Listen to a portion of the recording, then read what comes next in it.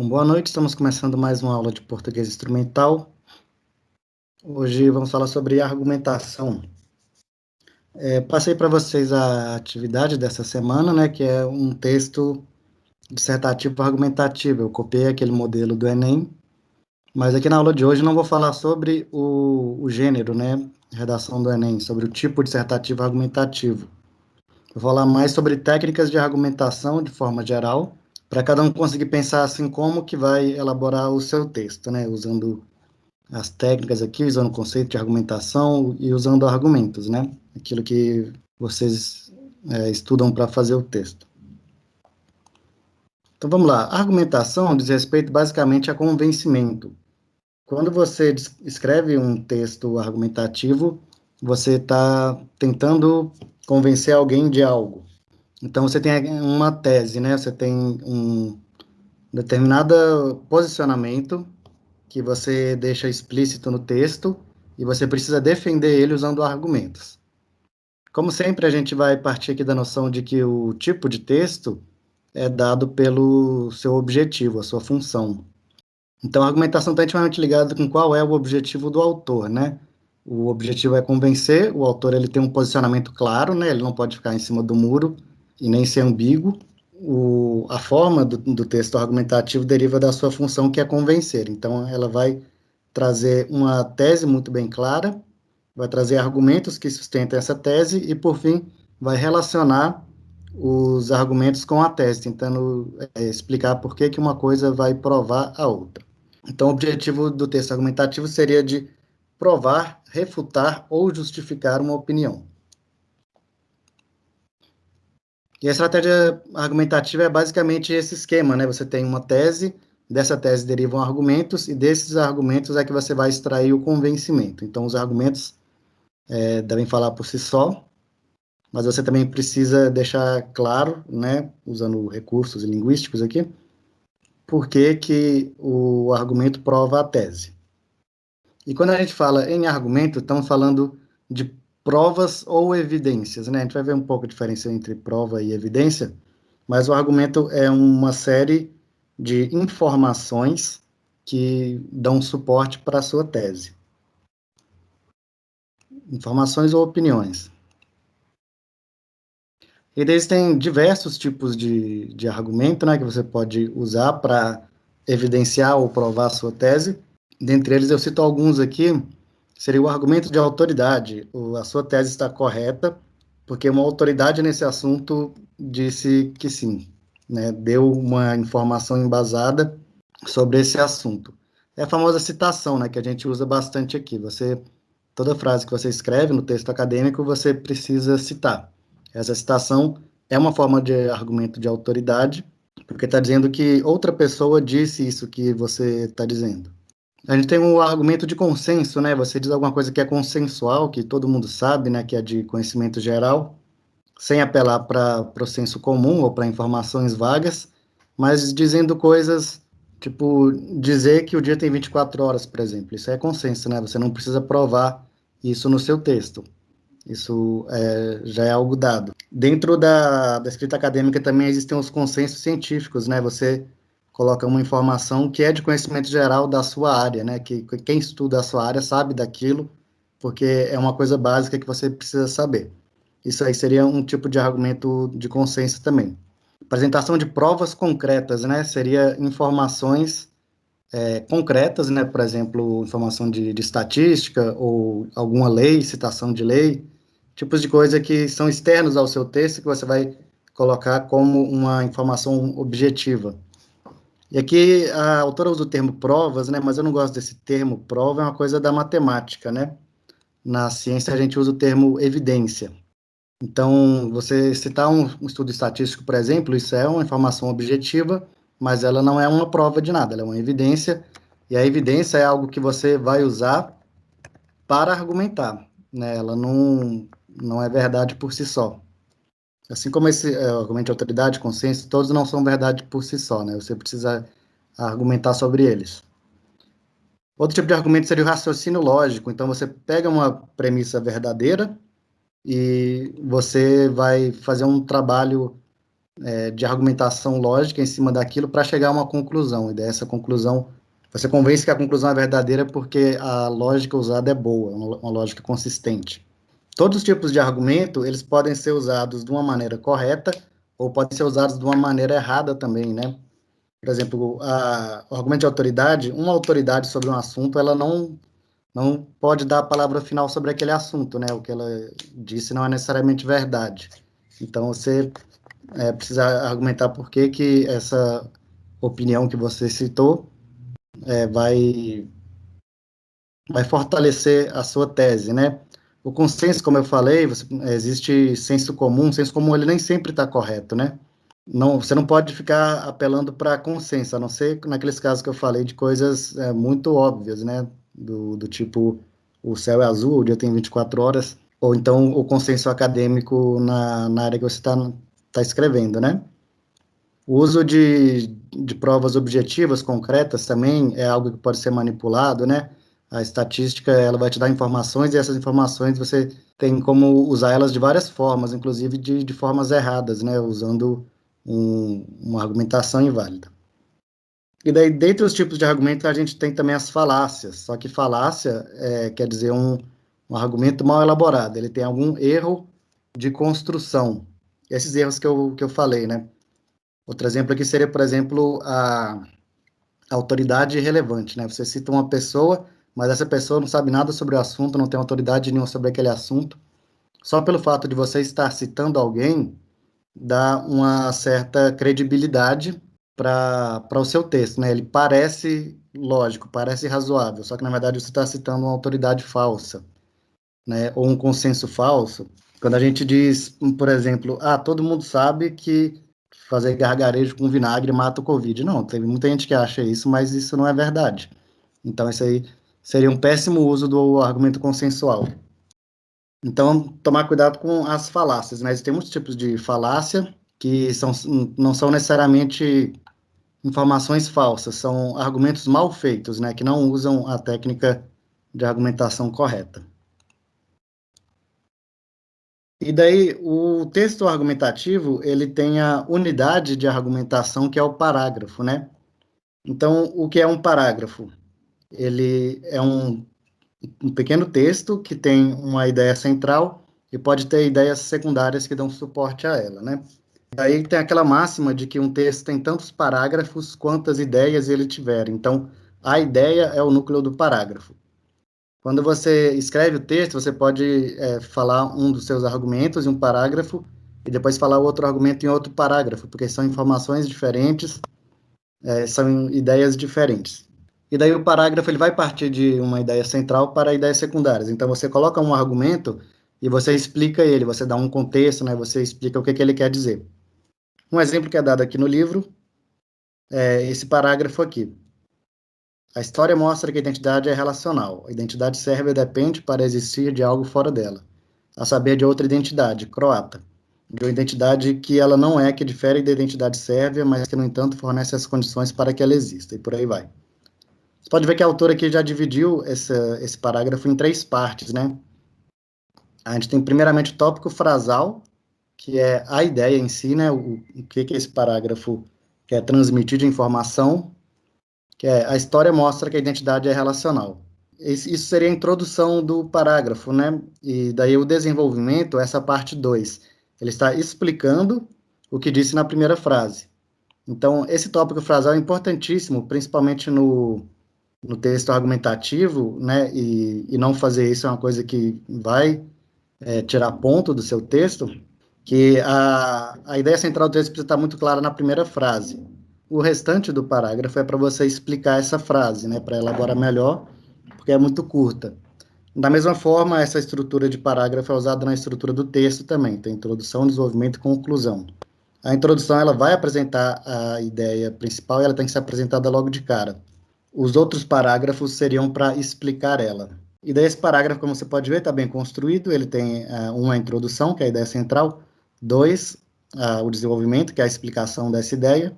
E três, uma conclusão, que é dizer por que a premissa, né, a introdução está correta. E daí, com relação à construção do texto dissertativo argumentativo, tem algumas regrinhas que a gente aprende na escola, que a gente não necessariamente vai usar aqui, né? Por exemplo, dizer, o texto precisa ter 4 parágrafos. Não, ele vai ter quantos parágrafos você quiser, ele só precisa ter uma estrutura de introdução, desenvolvimento e conclusão que esteja bem clara.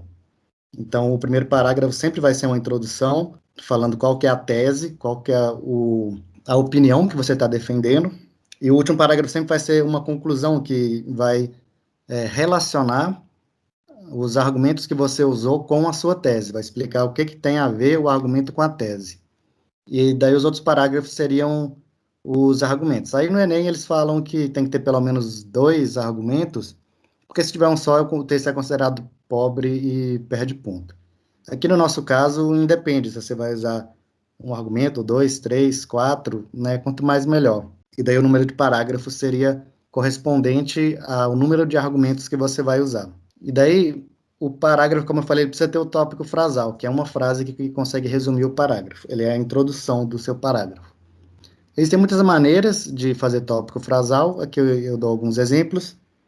Ele pode ser feito com uma declaração inicial, então aqui no caso tem uma frase declarativa simples, a história mostra que a identidade é relacional. Então essa declaração inicial resume tudo que você vai dizer nesse parágrafo.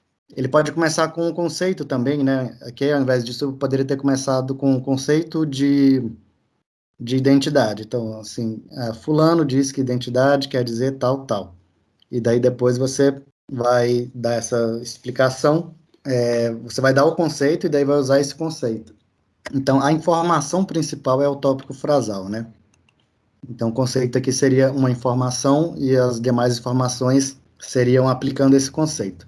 Você pode começar com alusão histórica, por exemplo, né?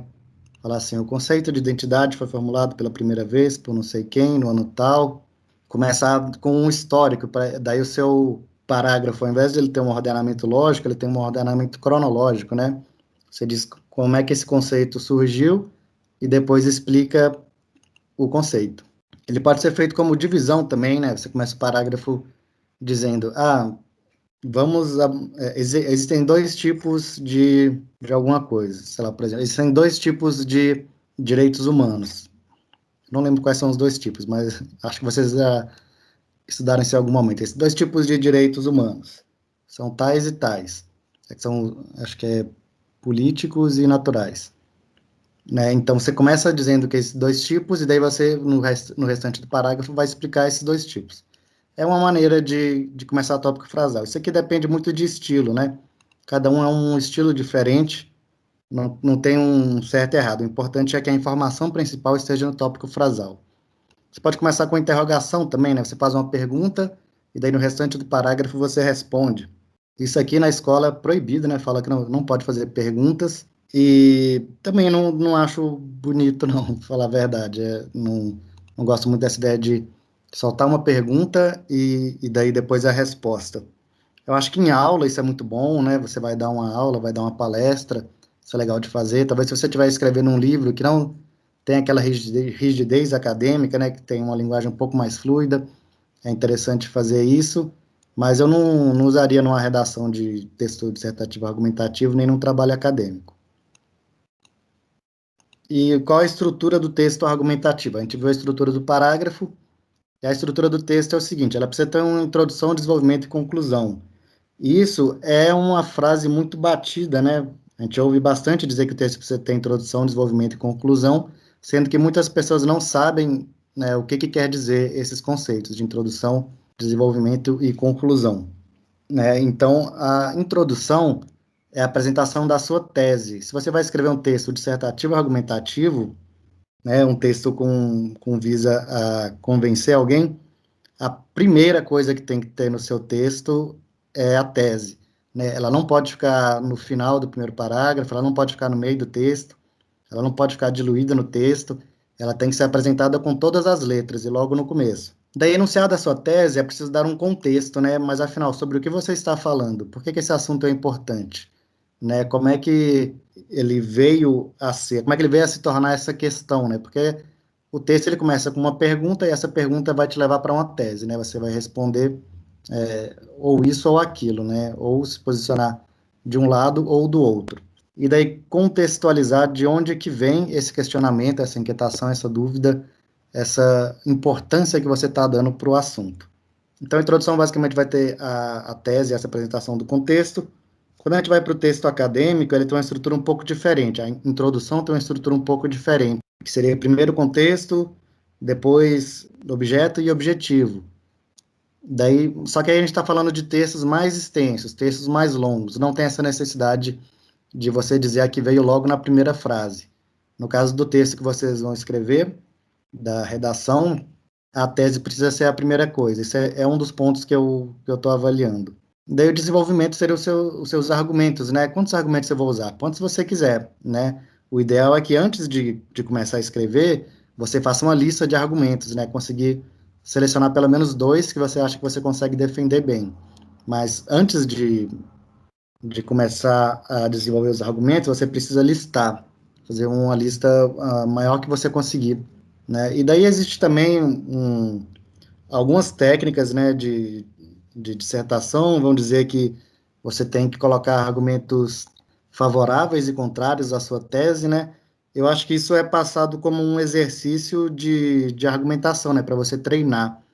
Mas eu não vejo a menor necessidade de você colocar, seja na redação escolar, seja no texto acadêmico, não vejo a menor necessidade de você colocar argumentos que vão contra a sua tese, né? Você pode colocar só aquilo que vai dizer a favor da sua tese. Caso você queira colocar argumentos contrários, é mais difícil de fazer, né? Porque ele pode acabar se voltando contra você.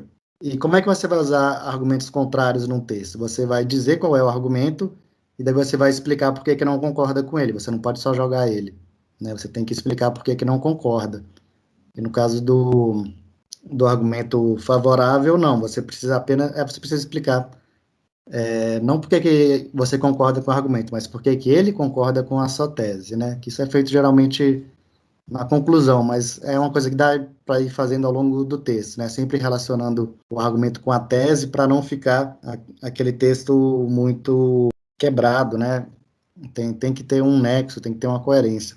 Então, o desenvolvimento ele vai ter 2 ou mais parágrafos, cada parágrafo vai apresentar um argumento e daí vai defender esse argumento, né? Vai colocar provas, evidências de que aquele argumento está correto, que você concorda com ele, que ele faz sentido. E daí a conclusão seria relacionar tese e argumentos, né? Você não pode fazer uma conclusão que seja igual à introdução, né? Que seja só a informação. Você não pode colocar uma conclusão que inclua novos argumentos. A conclusão, ela necessariamente deve apresentar a sua tese e deve explicar por que que ela é coerente com os seus argumentos. Então, basicamente, essa que é a conclusão. No caso da redação do Enem, existe uma regra, existe uma centena de regras, né? Que a gente não vai usar todas aqui, mas existe uma regra que diz que você deve apresentar uma solução para o problema. Então, você identifica um problema, você se posiciona em relação a ele, né? Daí você vai dizer na sua introdução qual é a sua posição. Na conclusão, além de defender a sua posição, você teria que apresentar uma proposta, né, de resolução. Eu não gosto muito desse modelo do Enem, porque ele pede para você fazer um texto de improviso em 1 hora sobre um assunto que talvez você conheça, talvez não, e ainda pede para você colocar soluções, né? Você não vai resolver nada, um texto argumentativo, né? Você vai apenas defender o seu posicionamento, vai dar uma opinião e defender ela. Eu não vejo a necessidade de colocar uma proposta de ação. O que é uma proposta de ação? Você diz qual é a sua opinião. Agora você vai dizer o que efetivamente de concreto pode ser feito para isso. E aqui o objetivo é analisar a habilidade de escrita, né? Não a sua proposição. Então, colocar uma proposição de ação concreta pode ser muito enriquecedor para o texto, mas eu não considero como um elemento obrigatório. E aí tem um passo a passo para escrever o texto dissertativo e argumentativo. Tem uma técnica que eu gosto de usar, que ajuda muito, né? Esse é um tipo de texto que às vezes a gente trava muito, né, para escrever, porque não se interessa pelo assunto ou porque não conhece, mas existe uma técnica aqui para desbloquear a escrita que ajuda bastante a você organizar seu texto, porque o principal é a organização. Por isso que é importante ter esses. Então, qual seria a técnica para escrever um texto argumentativo? Vou dizer até por alto aqui, né? Depois podem dar uma pesquisada, ver se encontram uma explicação de como fazer. Mas a primeira coisa é você se posicionar em relação ao tema, né? Então, o texto vai pedir para você falar sobre um determinado tema. E daí a primeira coisa que você precisa fazer é se posicionar. Você não pode não ter opinião sobre o tema, né? Você necessariamente vai ter que expressar uma opinião e ela precisa ser clara, ela precisa ser muito clara, né? Então, você não pode ficar em cima do muro. Você tem que ter um posicionamento sobre aquele tema. Agora, todo o resto aqui, a sua tese, os seus argumentos, né, a sua escrita, vai depender desse posicionamento. Você precisa escolher ele e manter ele até o final. Mesmo que você, na verdade, faça um zigue-zague no seu texto, né, vá apresentando posições contrárias, assim, no final você vai ter que manter esse mesmo posicionamento. A segunda coisa é você anunciar uma tese. Vou dar um exemplo, o texto que eu passei para vocês, né, qual era o tema mesmo? Ciência e fake news.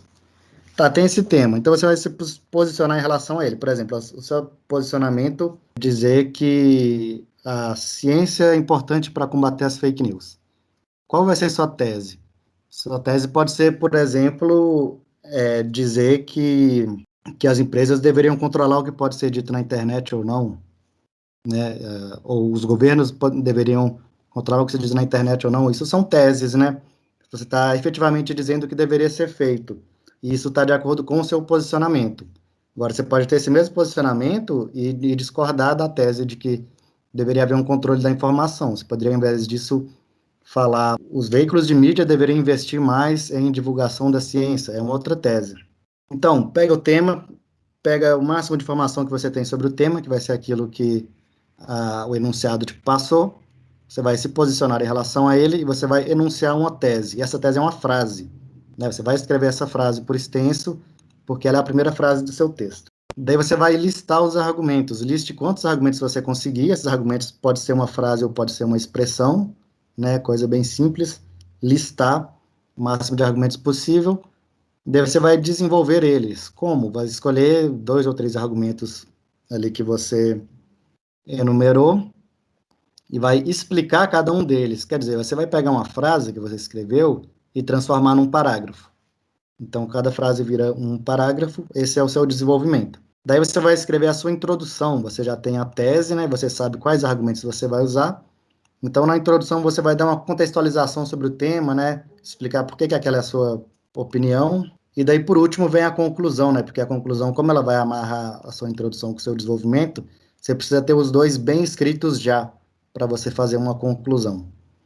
Não sei se foi útil essa aulinha aqui, mas o modelo é esse, né? Você precisa pegar firme com a sua tese, não esquecer dela, e precisa listar os argumentos antes de começar a desenvolver eles, né? E daí dar um nexo lógico para o seu texto também, né?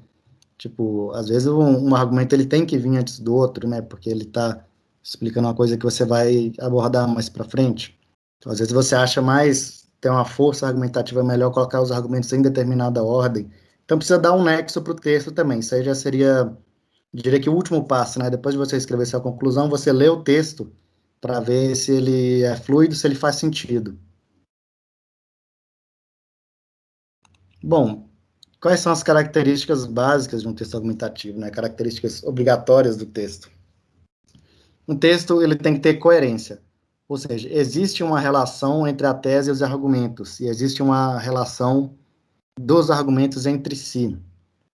Eu pego às vezes, não é comum, né, mas às vezes eu pego um texto assim que a pessoa consegue colocar os argumentos de forma explícita, mas às vezes tem um que discorda do outro, né?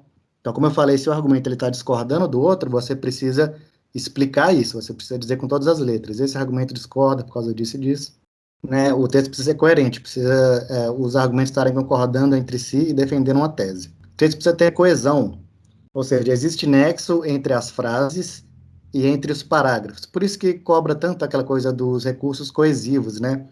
Vai começar uma frase com um por isso, um entretanto, um embora, um ainda que, alguma coisa assim, para dar fluidez para o texto, para dar a ideia de que uma coisa está levando à outra. Bom, o texto argumentativo ele sempre vai ser escrito em português padrão no registro formal, isso é óbvio, né?